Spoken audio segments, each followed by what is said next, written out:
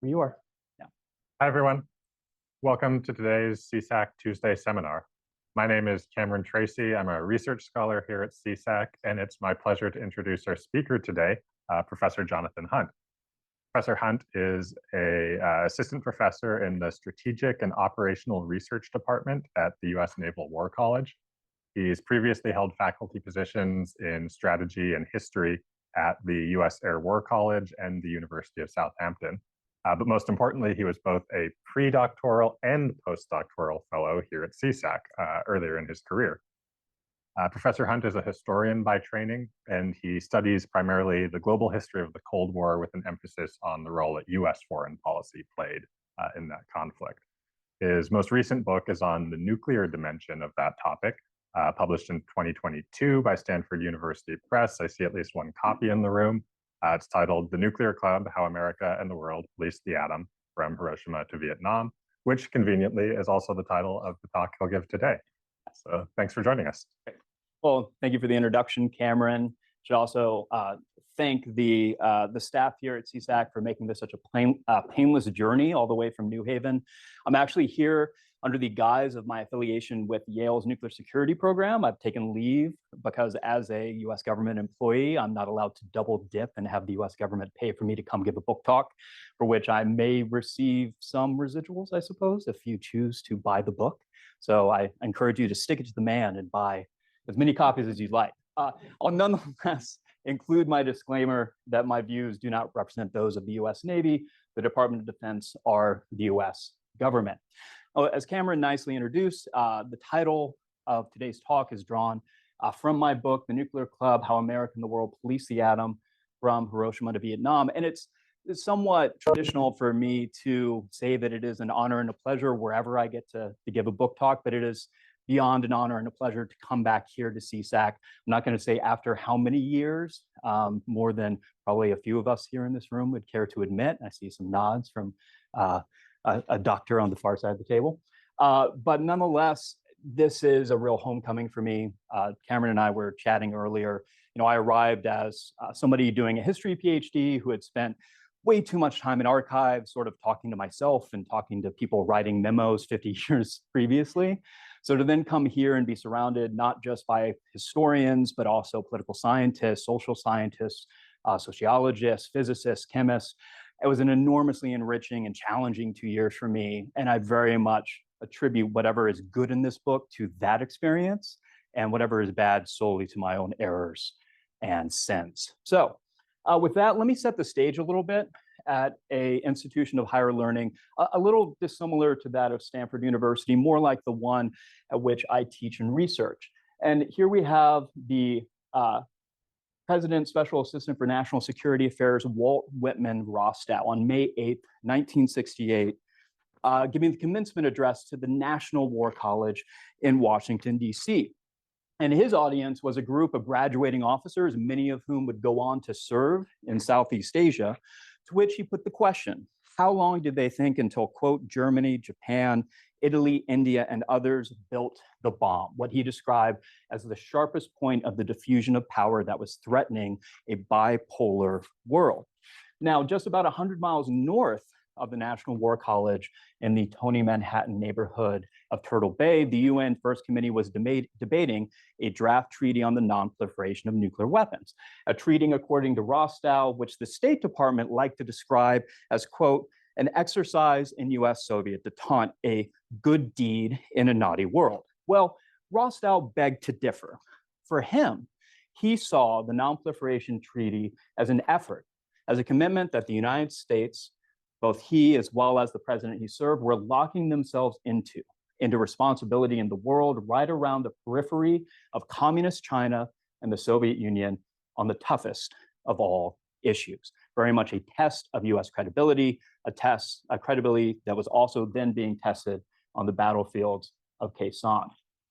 Now, this book joins what I consider to be an august literature on the history of the non-proliferation regime, of the Cold War nuclear order, or perhaps anarchic system into which it was born. Only have, I think, 30 to 35 minutes, so I won't belabor the point.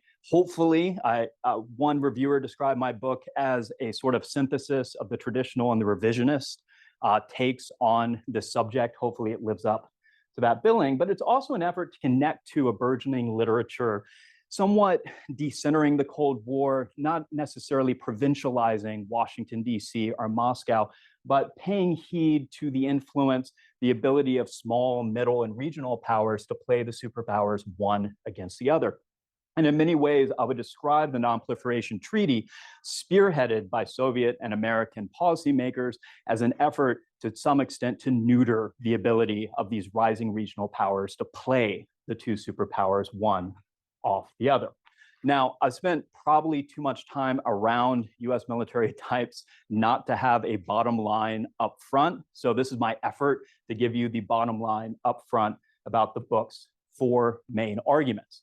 The first is that though vats of ink have been spilled on the nuclear revolution, both historically and theoretically, I hope that my book points as well to the importance of a kind of reaction against that revolution, a reaction against its universalization. My second point would be that it was fears of the nuclearization of territorial disputes during the Cold War that these would strengthen the hands of regional powers. And you see the list here of the suspects at the time, and this would be to the detriment, not only of the superpowers, but also to small and middle powers. And this is where I would characterize the NPT as a kind of confederation of the superpowers with small and middle powers, apprehensive about the rise of these regional powers in their neighborhoods. Third, that the legitimacy, and this is where I try to speak to those who attend every 5 years the review conference of the NPT, that this legitimacy is based not only on the textual bargain, and my book goes into almost excruciating detail on how the letter of the NPT was drafted and negotiated, but also the stability of the constituent orders, of the regional orders that make up the global nuclear order. And then last, that I think, and I think this is where I'm still persuading myself and maybe persuading the larger community of scholars as well, that this treaty, that non-proliferation, what Frank Gavin dubs nuclear inhibition, might provide us with a link between John Lewis Gaddis's notion of a long peace, the absence of great power conflicts since 1945, and the civil conflicts, covert operations, proxy wars, and wars of choice that have continued both in the Cold War and the post-Cold War world. And I try to link those, and I'll link these in the talk to the rise of a paternal form of American imperial presidency. Okay, so for the rest of my time with you today, and of course I did not start the clock, but I can see the one back there, I'm going to talk briefly about how I believe, and this is an anachronism, but I think it's a useful anachronism, the idea of a rogue state, particularly pertaining to the People's Republic of China, arose in conversation with the negotiation of the Limited Test Ban Treaty. Secondly, how a series of US presidents, as well as officials, would embrace a kind of rhetoric of nuclear guardianship in order to explain a middle course between Cold War confrontation and Cold War capitulation, and that this would help not only to sell US voters on a non-proliferation treaty, but also to recast the American presidency amid the travails of the Vietnam War.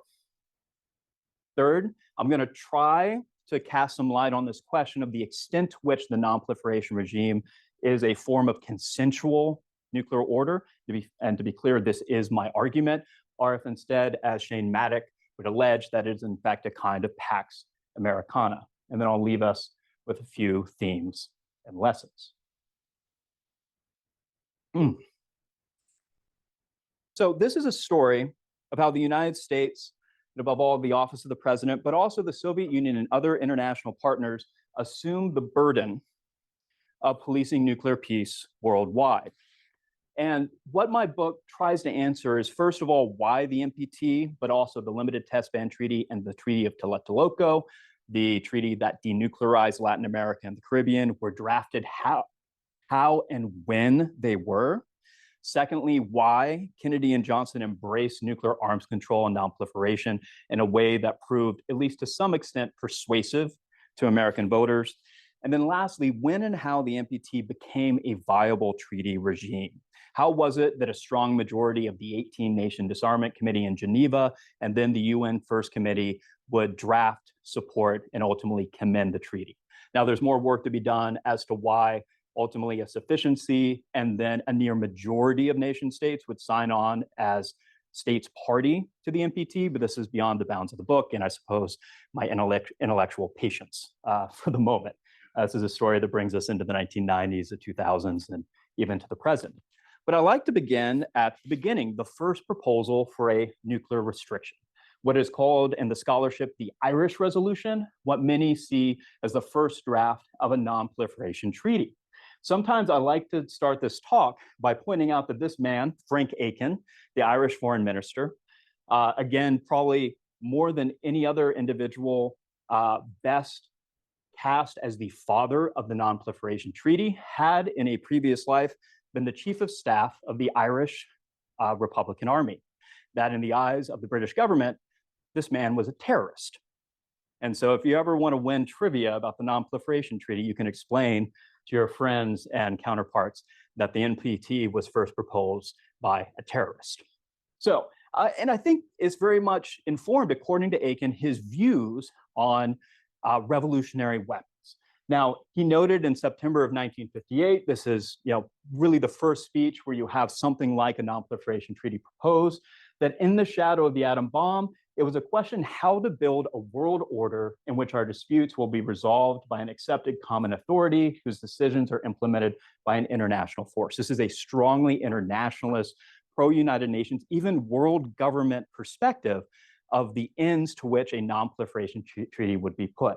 In short, how to preserve a Pax Atomica while we build a Pax Mundi. And for this reason, he called, quote, on the existing members of the so-called nuclear club, in God's name, not to spread these weapons around the world. Now, this proposal didn't just arise like Athena out of Zeus's head. There was a context. There was a context not just of two nuclear-inflected crises that I put up here on the PowerPoint, one in the Middle East following the fall of the Hashemite dynasty in Iraq that would precipitate military interventions by the United States and the United Kingdom in Lebanon and Jordan, respectively, but also just weeks later, the second crisis in the Taiwan Strait, induced by Mao Zedong's command to the People's Liberation Army to shell the offshore islands in Republican hands, Quemoy and Matsu. During this crisis, Dwight D. Eisenhower would dispatch what was, I think, then and still today, the largest armada in human history, not 1, 2, but 3 aircraft carrier strike groups. Now, this also is occurring against the backdrop of the Berlin crisis. So this was, I think for very good reason, strong motivation for Frank Aiken to isolate one strand of a previous proposal that he had made to extend international law, areas of law to the Middle East in 1957. One of those elements was the denuclearization of the region. This is another almost irony, I suppose, in the last 20 years, a weapon of mass destruction free zone in the Middle East has been a major stumbling block in NPT negotiations. I actually show in this book that it was the origin of the NPT was in fact a nuclear weapon free zone in the Middle East. And he states that the first step in order to tamp instability worldwide was to isolate these flashpoints, to stop the development, quote, of situations in which the nuclear powers might become too deeply involved and from which they could not retreat without loss of prestige. And to be fair, for Aiken, who very much underscored to the United Nations his fear that weapons that began, quote, as the monopoly of the great powers today become the weapons of small powers and revolutionary groups tomorrow. And it was very clear in his speech which country he had in mind. He noted that general nuclear war would, quote, neither democratize nor communize the world. It will annihilate it. Now, why did he feel it necessary to make what seems like a very obvious point?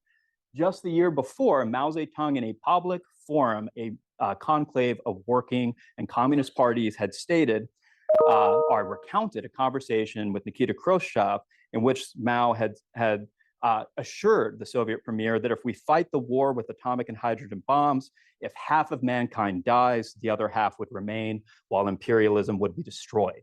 Only socialism would remain in the world, and in another half century, the population would increase maybe by as much as half. And I think he even goes on to say most of that population increase would originate in China. So you can, I've always sort of wondered how well known Mao's notorious remarks were. Apparently, they were well known enough for Frank Aiken to respond to them, at least implicitly. Now, in 1962, you of course have the Cuban Missile Crisis. This is an event that is underscored in McGeorge Bundy's book, Danger and Survival, most traditional accounts of the Non-Proliferation Treaty. But my book also calls attention to the simultaneous crisis on the border between the People's Republic of China and India, the Sino-Indian border war, which was precipitated by Mao under the cover of the Cuban Missile Crisis. It was a war that very much led New Delhi to look towards Moscow, to look towards Washington as potential, despite their non-aligned rhetoric, as potential patrons, as their fear of Chinese incursions grew. Now, this was also a fear shared by Washington as well as Moscow. McGeorge Bundy, John F. Kennedy's national security advisor, would note that Kennedy had considered a Chinese communist bomb, quote, so intolerable, right, that nuclear weapons in the hands of Chinese communists would be so upset the world political scene that it would be intolerable to the United States and to the West.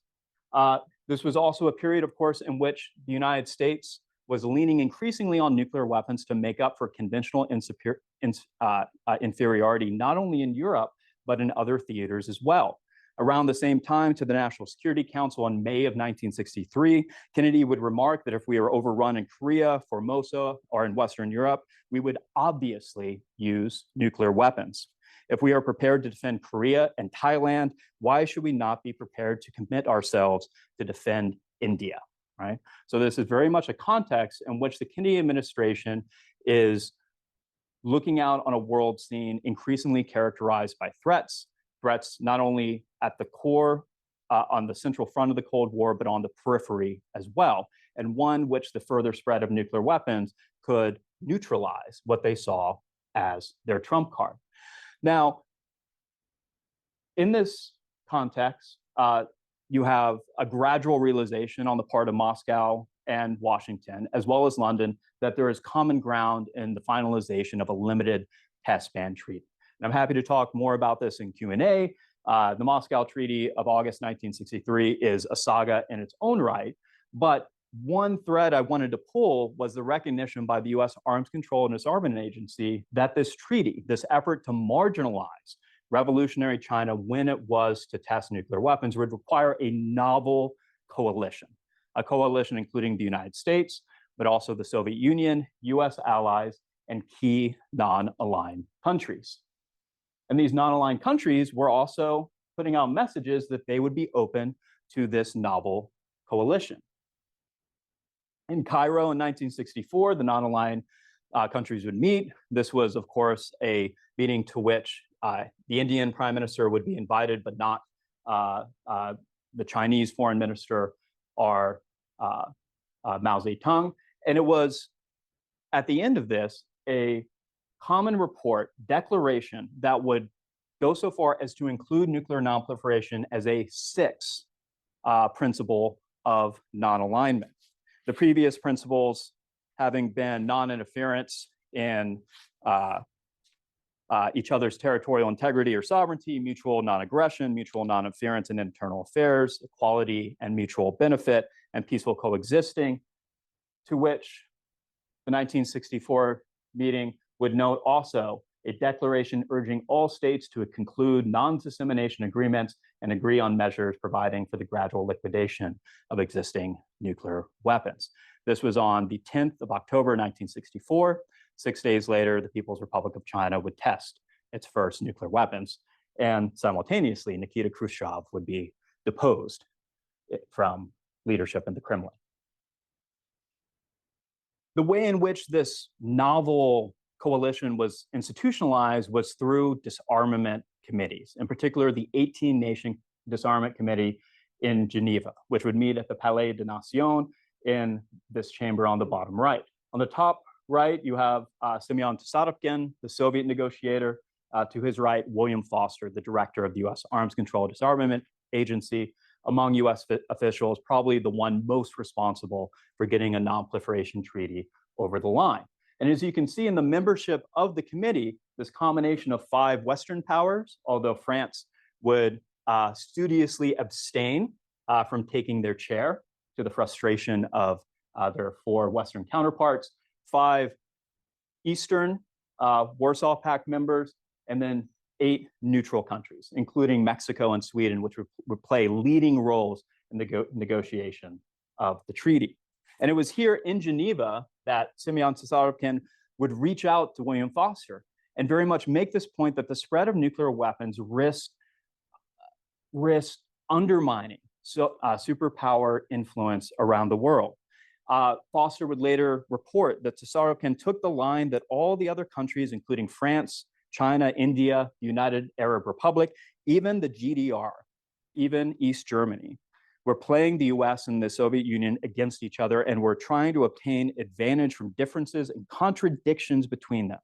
They could do it in present circumstances, but if the US and the USSR were to agree with each other, and very much what he had in mind was a non-proliferation treaty, everybody else would have no choice but to fall in line.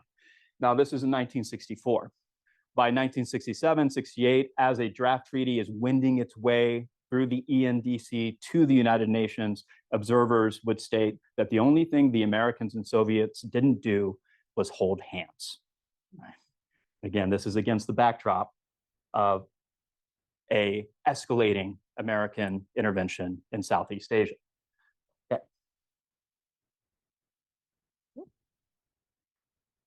So here is where I switch focus, where I turn the aperture of the camera away from the international scene to the domestic, to what I describe as the articulation, the elaboration of a kind of rhetoric of a paternal presidency, first by Kennedy and then by LBJ, as well as Robert Kennedy, a kind of nuclear guardianship that would look to a non-proliferation treaty, to arms limitation as an issue area on which to recast the US presidency from a Cold War commander-in-chief to a kind of guardian to the nation's growing suburbs, but also to the human family around the world. Now, this kind of rhetoric was drawn very much from anti-nuclear discourse. This is, a long and proud history, again, one that is beyond the bounds of my presentation today. Here you see a perfect pictorial representation, Dr. Spock looking down concernedly at a young child, fears of American families that atmospheric nuclear radiation was falling down through rain into food chains, infiltrating children's milk to cause them to develop things like bone cancer, leukemia, because of the ionizing particles that would pulse within their bone marrow. This is rhetoric, however, that went back, as my book shows, to early humanitarian responses to Hiroshima and Nagasaki, but also to the Russell-Einstein Manifesto, which would state that mankind feels vague and abstract. People scarcely realize in imagination that the danger is to themselves and their children and their grandchildren. They're very much this kind of familial discourse would provide a wedge, not only for anti-nuclear discourse, but as my book argues, to the American presidency arrogating to itself the right and even responsibility to enforce nuclear peace worldwide.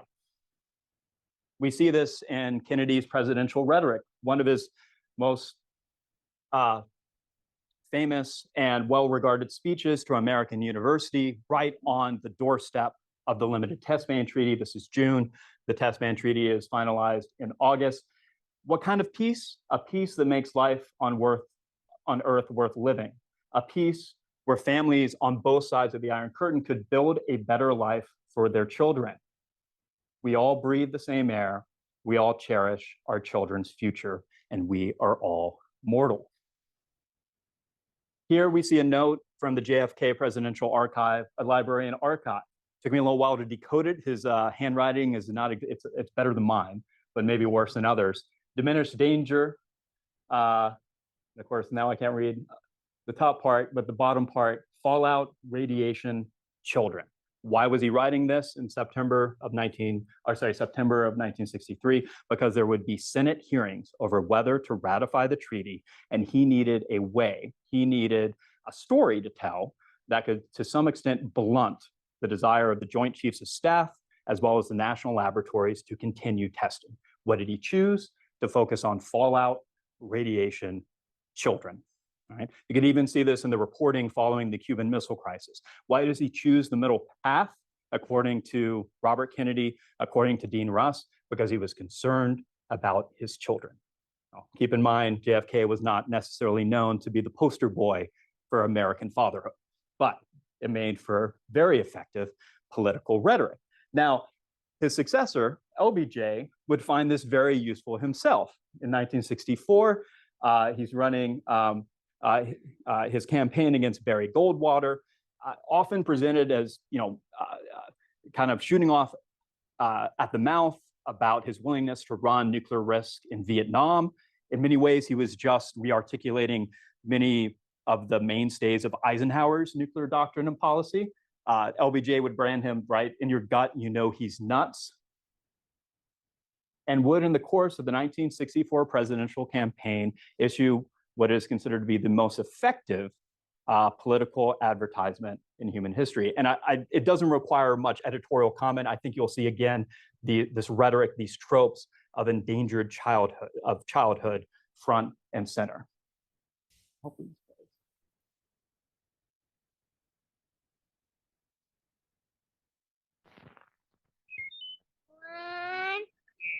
two, three, 4, 5, 7, 6, 8,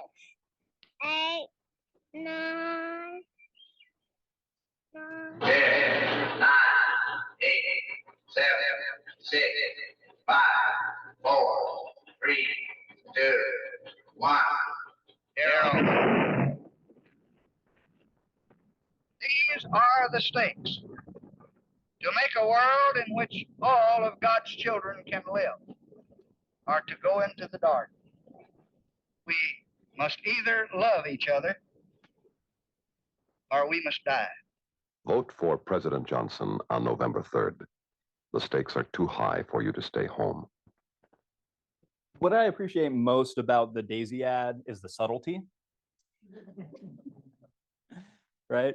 So terrifically heavy-handed, objectionable, notorious. It only aired on one occasion. One occasion was enough, right? That classic water cooler discussion the next day at the office. That's all it took. But as my book makes clear, this concern, or at the very least, this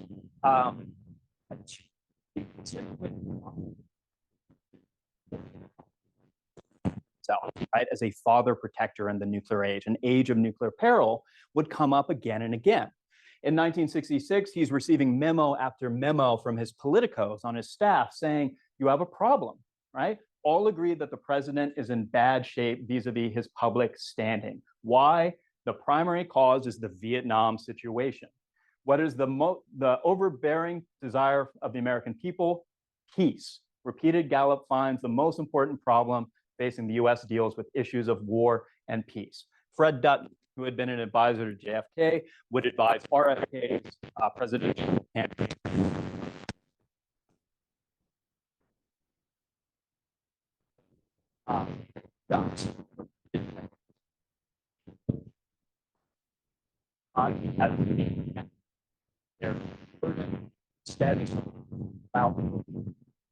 About your children, 9 children, 39 million kids born with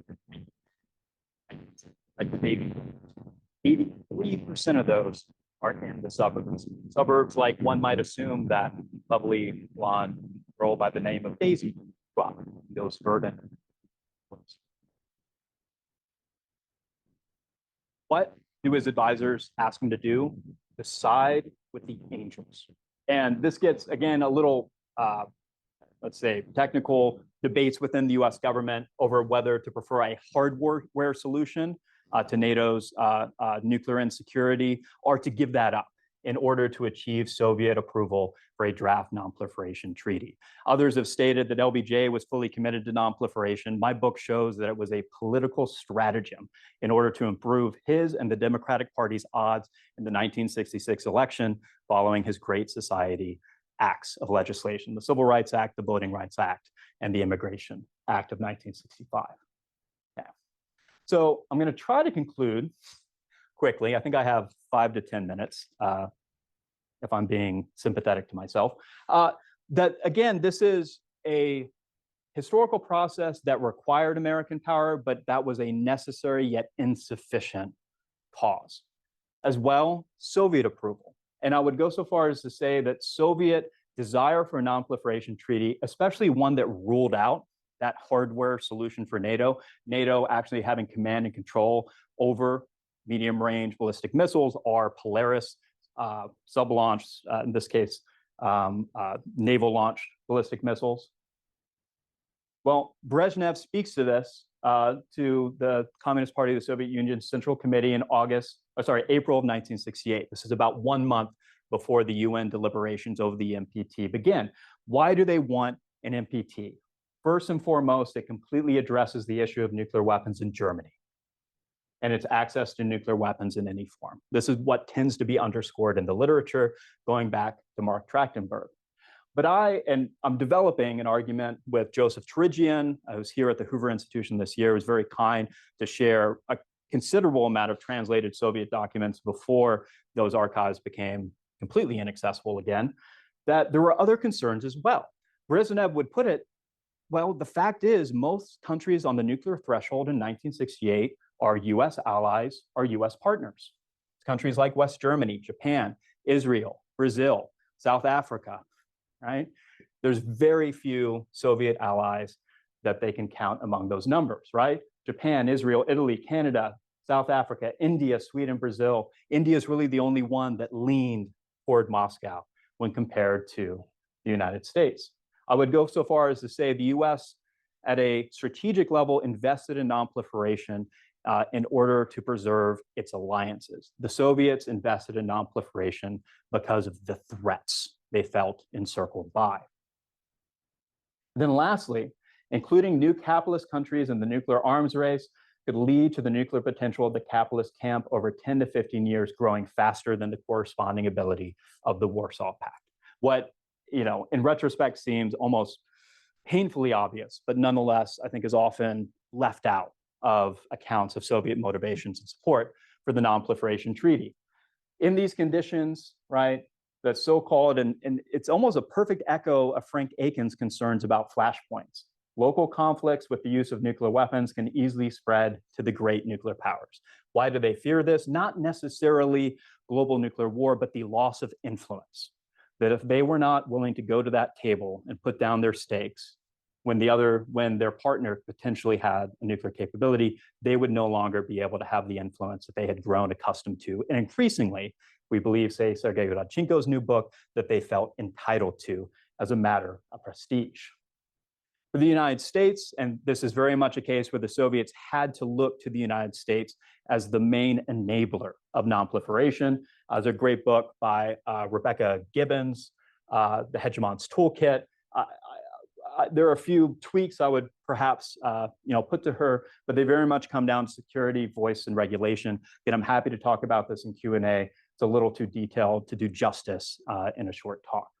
Ultimately, because of the fact the Soviets and Americans were willing to hold hands, but also because a commanding majority of states represented in the UN First Committee and the General Assembly believed that the non-proliferation treaty that was put to them represented a just, legitimate, and viable treaty.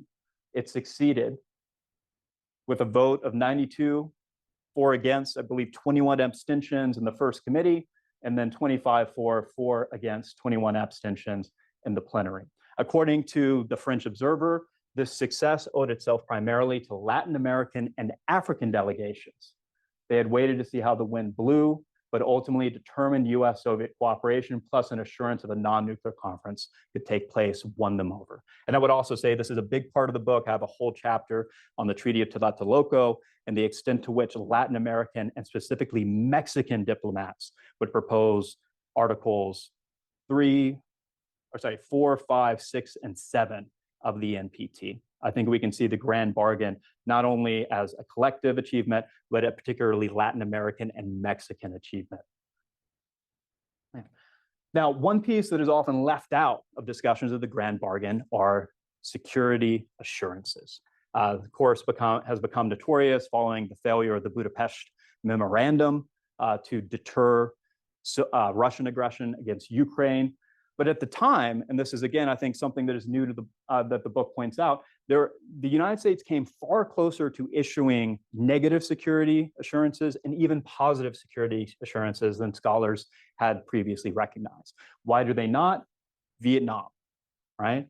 So Joint Chiefs of Staff put to by the Arms Control Disarmament Agency, by the UN delegation from the United States, by the State Department, what can we put forward if the Soviets were to put forward security assurances to accompany the NPT? And the Joint Chiefs of Staff ruled them out.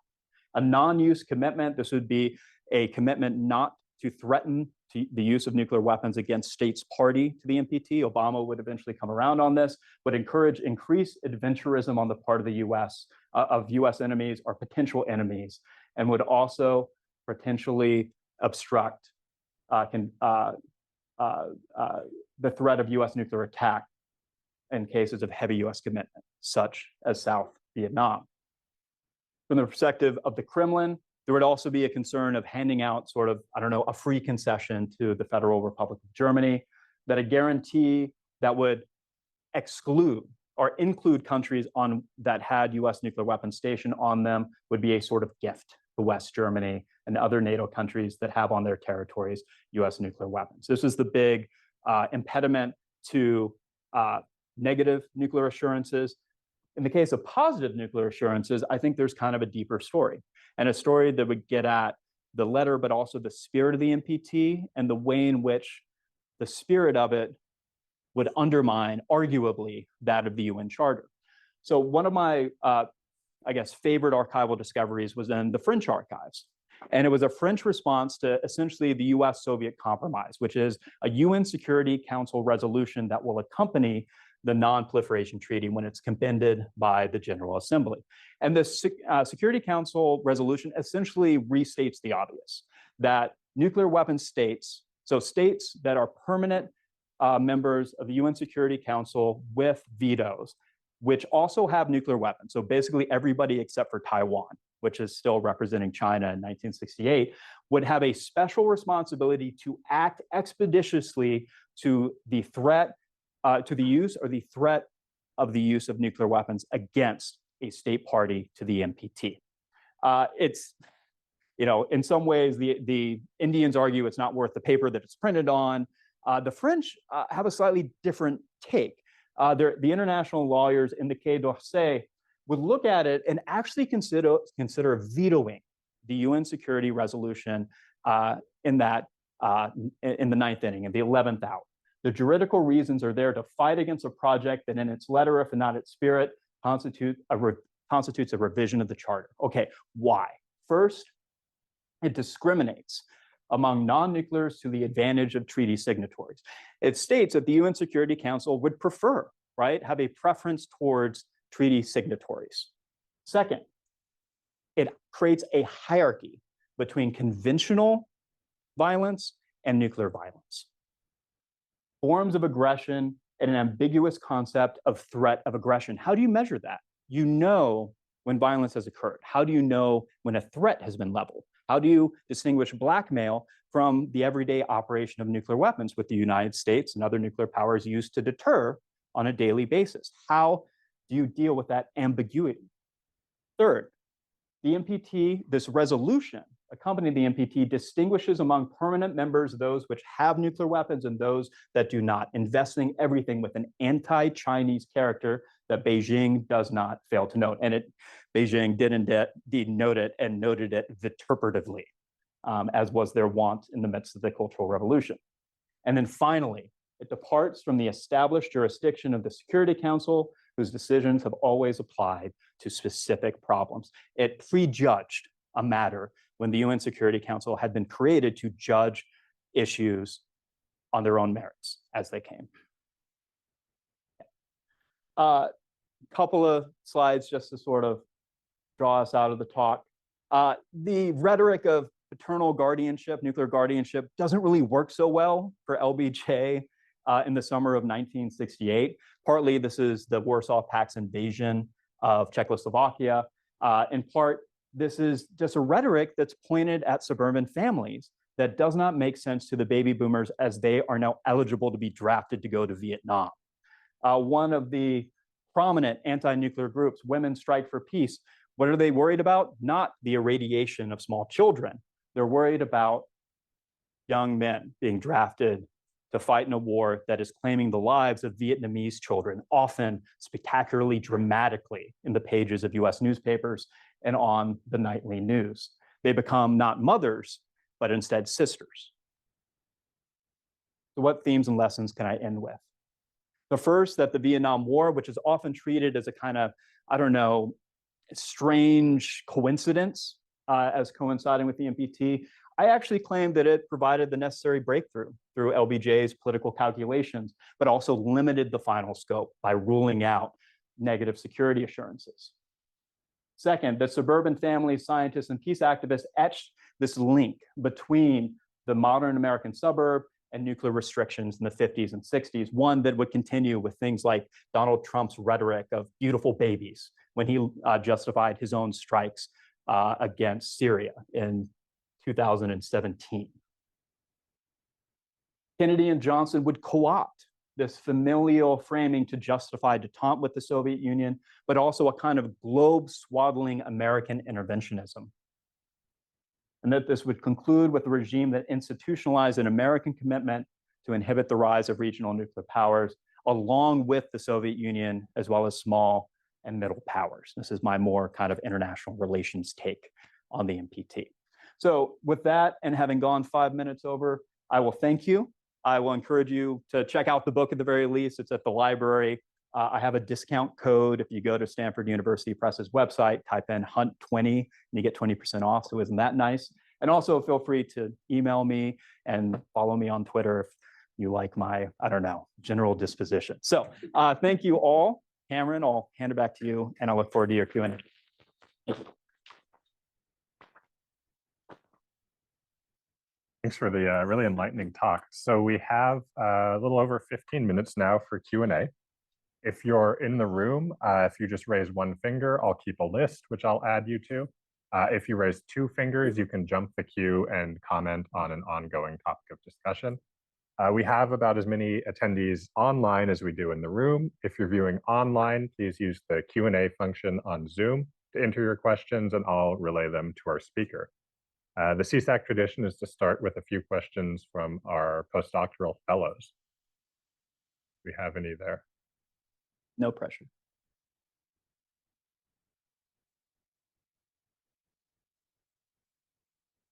If not, then we can open it up to the broader room. Any questions for Professor Hunt?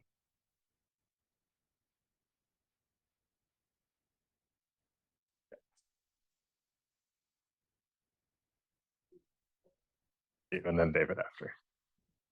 Hi, Jonathan. Welcome back. Hey, Rob. I'm sorry, can you please introduce yourself for the benefit of those viewing online? Rob Rakove, historian within the International Relations Program. Thank you. There's such a lovely blend, a wonderful blend of analyses within the book.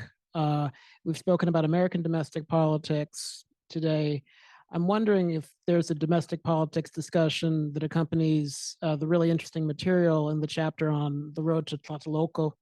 What we could, and this may be tougher to gauge, but what we can say about domestic politics, about nuclear proliferation development in Latin America and elsewhere in the non-aligned world. It's a great question, and one I think I developed somewhat of a, I don't know if argument is the right word, or intuition, looking at the case of Brazil. I mean, Mexico is very interesting itself because it has the capability, at least in the sort of medium haul, to develop nuclear weapons, but it's right next to the United States.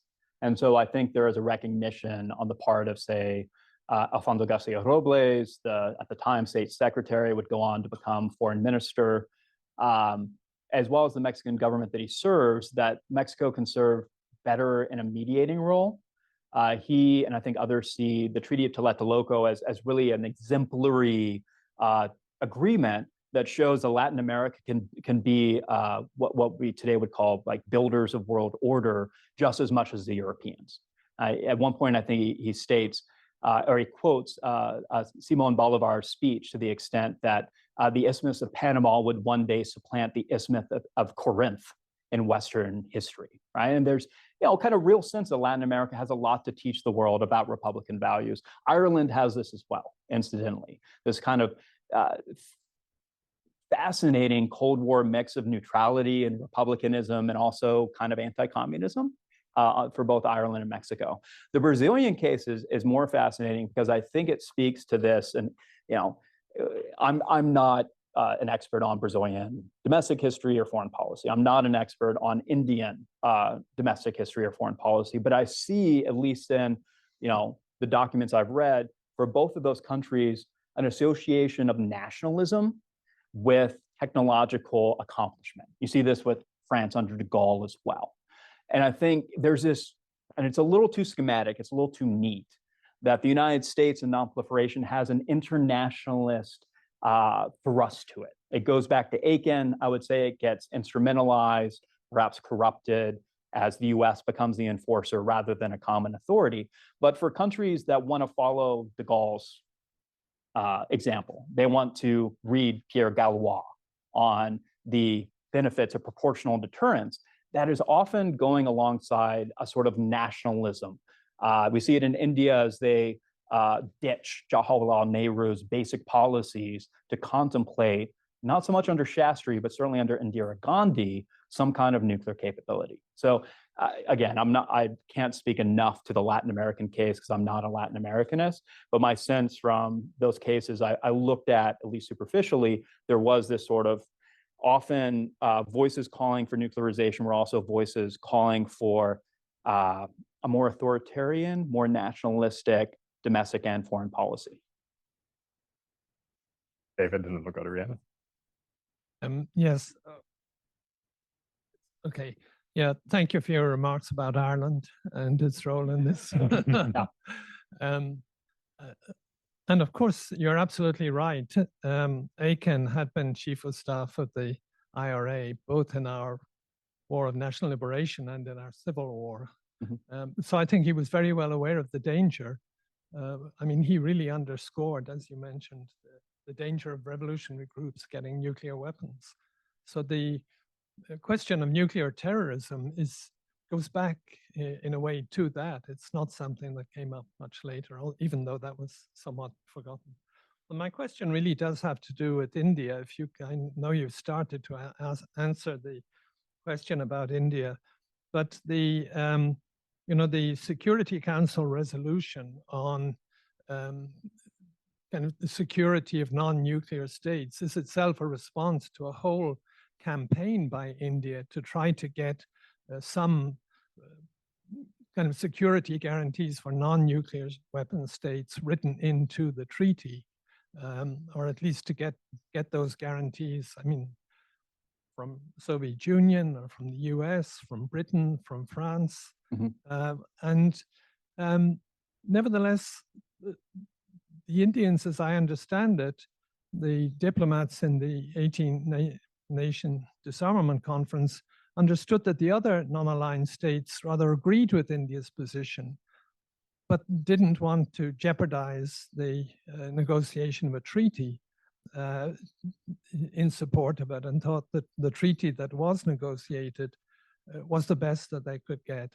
Am I right in that understanding? So India took a stronger position, but isolated itself to some degree for that, in doing that. So I would agree, perhaps, with just a little extra, I suppose, context from just archival research. India, there's this great piece in the Times of India a day or two after the NPT is finalized and passes the UN General Assembly, which basically says, like, you read the NPT and it says there's non-nuclear weapon states and there's nuclear weapon states, and that's false. There's actually 3 types of states that the NPT creates: those with nuclear weapons, those with nuclear guarantees, they're sheltering allies, sometimes consensual, sometimes less consensual, say in the case of the Warsaw Pact, and then lastly, those without nuclear weapons. And many Indian commentators say when the Security Council debate is occurring, the Indian permanent representative basically makes this point, that the Security Council, that India would not be swayed by a UN Security Council resolution. And the French tell the Indians the same thing. Like, if the superpowers are going to intervene on your behalf in the event of Chinese, communist, nuclear, or conventional threat, they're going to do it because they want to. They're going to do it because they see it in their interest. And there's a great piece, and you can help me, a former fellow here, that detente for India was more important than the NPT for providing them a sense of security. I don't know if he's published yet on it, but I'm now. Yes, Yogesh Joshi. Yes, thank you. And I'm very much, and he shared some documents with me in order to at least have that in the book. And I am convinced by his documentation and by his argument. Ben. Hi, I'm Rihanna Nielsen. I'm a cybersecurity postdoctoral fellow here. So I'm not in any way involved in nuclear stuff, but this has been fascinating. So thank you. I had a question. You were talking about how a lot of the nuclear non-proliferation movement was galvanized by a loss of influence. So the Americans in terms of influence over allies, the Soviets over influence over their enemies. And one way in which the Americans went about doing this is by weaponizing essentially children, like the images of children and concerns around future of children moving forward. And I'm just wondering, did the Soviets do anything of the sort when it came to children as well? Like, what sort of did they appeal to the domestic audience in that way to try and galvanize support for nuclear non-proliferation, or did other states do the same thing in regard to children? Thanks. It's a great question. There's a wonderful book by Margaret Peacock that's a comparative history of childhood in the United States and the Soviet Union that I relied on considerably in the writing of my own chapter on especially on the U.S. side. I'll admit I have not delved into it as deeply as I should have on the Soviet side, but my sense is, yes, that Soviet children provided, especially through more state-controlled, propaganda, means of legitimating and also instructing the Soviet populace in the choices that the CPSU Politburo chose to make. Obviously, it's a very different media environment than the United States. You just look at, it's not just the United States, Russell Einstein, that's a British logician, I can never say that word, logician, mathematician, easier, and a German Jew immigrant, right?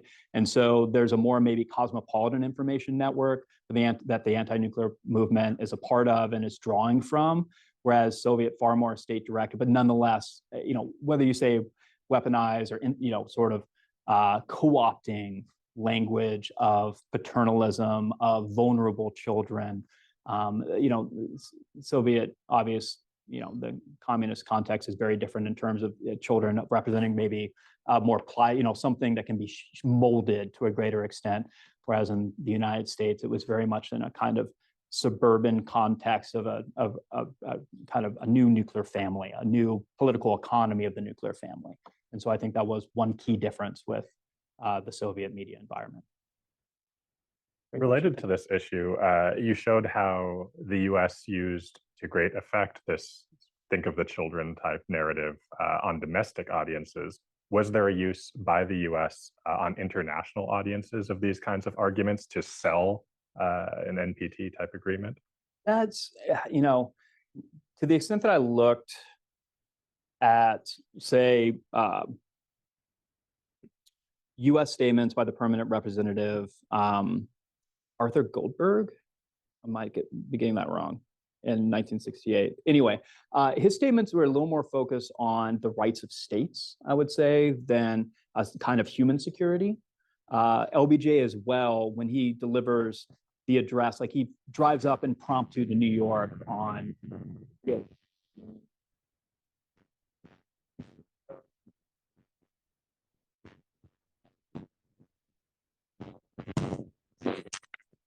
I think later during the signing ceremony that the United States and the Soviet Union would initiate strategic arm limitation talks. So to more international audiences, they tended to speak more legalistically, and to domestic audiences, a much stronger use of this really potent imaginary of vulnerable children, of the president almost as a kind of father protector.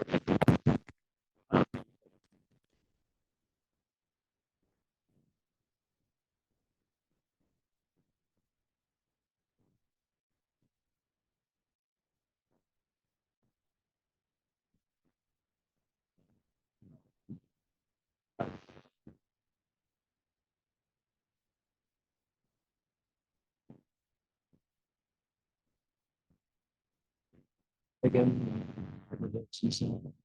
I had not seen the Soviet discussion here before, which you showed that the Soviets are concerned about a whole group of countries potentially getting the bomb, most of whom are U.S. allies, or at least not Soviet allies. So, the question here is, looking at this, there's an intelligence estimate aspect of all of this about who might get the bomb and when, that I find really interesting. The list that you had there is very similar to the list that Robert McNamara gives Kennedy, which is what makes Kennedy include a reference to 15 to 20 countries that might get the bomb in his famous speech on this. How accurate do you think these intelligence estimates are? And what's striking to me is how short term they are. As today we think about the Non-Proliferation Treaty and helping stop Iran or Syria or Iraq. Not even on the radar. Not even on the radar, which I find interesting for both countries, to not have that on the radar. Can you reflect on intelligence estimates and the role that they play? It's a great question. I think Nick Miller has done really great work with intelligence estimates, and his argument that U.S. policymakers were particularly animated by fears of cascades, and I think we see on the part of the Soviets there is. I don't know if cascade is quite the right term, because I still think it's within the framework of their particular Cold War strategies. And so you see, for at least in the words of Leonid Brezhnev, the concern is that these US allies and partners would be able to develop nuclear weapons, nuclear arsenals, that this would contribute to the overall nuclear strength of the quote unquote West, that this would create an imbalance with the Soviet-led Warsaw Pact communist world, but also that this would allow for greater adventurism. Right, we're right on the cusp of the profusion of the covert operations and the proxy wars in the 1970s into the 1980s, and so I think they are far more short term, but it's a useful reminder that we tend to associate nonproliferation with sort of often failed states or failing states, when in fact in the 1960s the concern was the next step is going to be regional powers, the more advanced industrial regional powers. If China can do it, right, then surely Brazil can do it. Surely, Japan and West Germany is not even a question. And India was among the sort of outside. They were far more advanced in terms of their peaceful nuclear science and technology than China was. By leaps and bounds.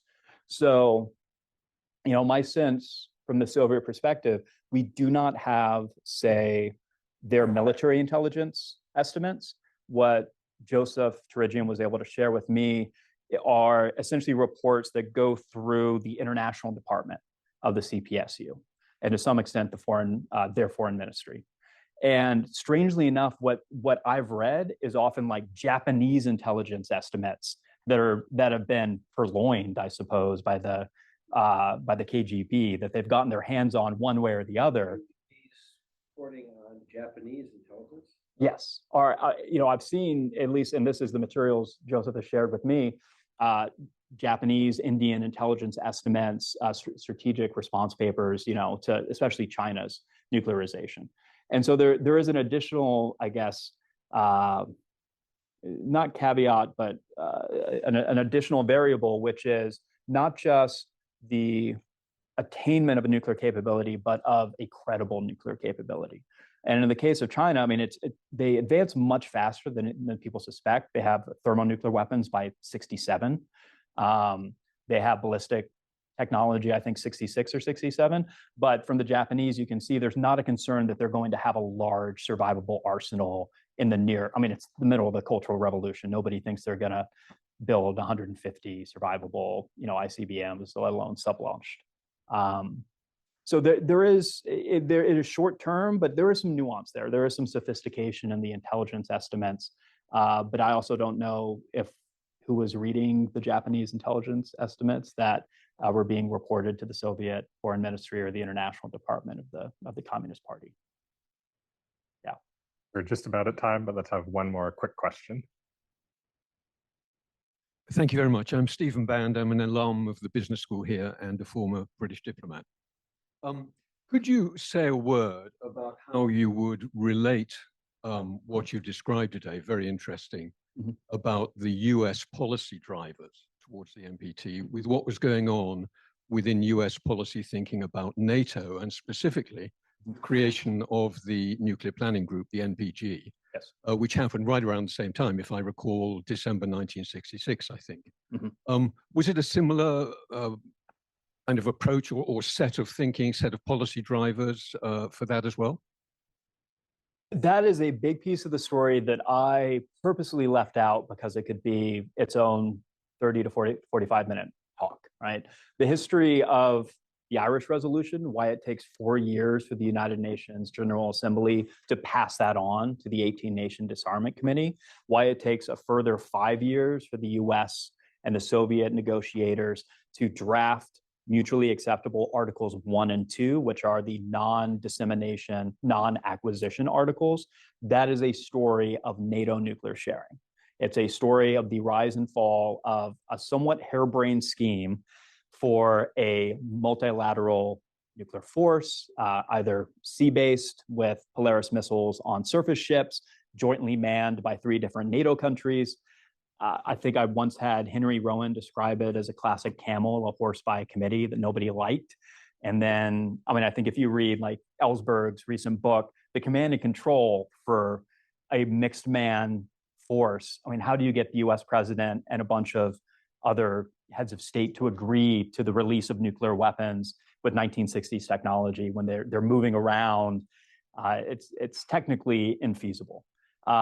So this is the context out of which the Nuclear Planning Group, a brainchild of Robert McNamara, arises.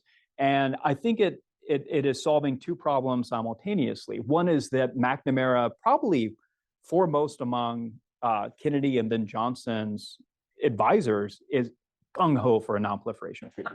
He wants one in 63. As he says, he worries more about 5 small Hiroshima-style bombs in Chinese hands than 50 more thermonuclear bombs in Soviet hands, right? It's just this kind of, let's just say, the complexity of the calculations. We talked today about, say, trilateral nuclear deterrence. It becomes somewhat nonlinear. And I think in his mind, he just worries that it becomes nonlinear and therefore unpredictable and therefore perilous. His proposal, which solves to some extent the NATO problem, how do you give Germans a greater say in their nuclear defense? That's a story that's partly the Nuclear Planning Group, but the US, like at one point, Foster says the NPT is half written by the Germans. Like late on, I want to say May or June, the Germans try to throw a spanner in the works and Foster threatens to resign. He's so fed up with it. There's some great work by Andreas Luch, which is going to come out in a special issue of Cold War history I'm editing that really gets into the parliamentary and coalitional politics within the Federal Republic as to why they're kind of dragged kicking and screaming, but ultimately accept it once Brandt comes in with his visions of Ostpolitik. But there's a lot more going on. Like The NATO alliance ceases to be permanent in 1969. It was a 20-year alliance. And so as of 69, countries can remove themselves. And the Germans are very concerned. Well, what happens if we sign on to the NPT and then 1 year later, people start leaving NATO? And so I think Rusk explicitly in the Senate hearing states that Germany, a German, I forget exactly what the verbiage is, but essentially the takeaway is Germany considers one condition of their signature on an NPT and their continued adherence to it to be the continuation of NATO. That in the absence of NATO, that would rise to the level of withdrawal.